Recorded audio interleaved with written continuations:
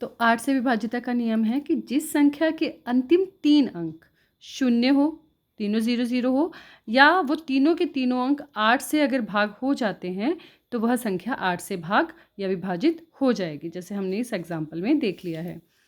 अब है 9 से विभाज्यता का नियम। यदि किसी संख्या के सभी अंकों का योग 9 से विभाजित हो तो वह संख्या 9 से विभाजित हो जाएगी।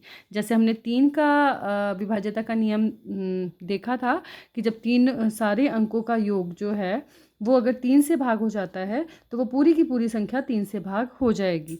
वैसे ही यहाँ पर वही नियम लागू हो रहा है कि अगर यदि किसी संख्या के सभी अंकों का योग जो आ रहा है वो 3 से भाग हो जाता है तो ये पूरी की पूरी संख्या 9 से भाग हो जाएगी।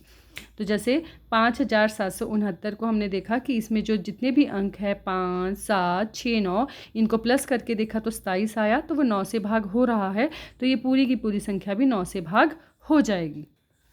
अब है 10 से विभाज्यता का नियम। ये तो बहुत ही ईजी है। जिस संख्या के अंत में शून्य है वो सभी की सभी संख्याएं 10 से भाग हो जाएगी, जैसे 10, 20, 4540, 10,850, 10 लाख, 10 करोड़। जिसके भी अंत में शून्य आता है वो सभी की सभी संख्याएं 10 से भाग हो जाएगी। तो इस तरह से आज हमने विभाज्यता के नियम जाने।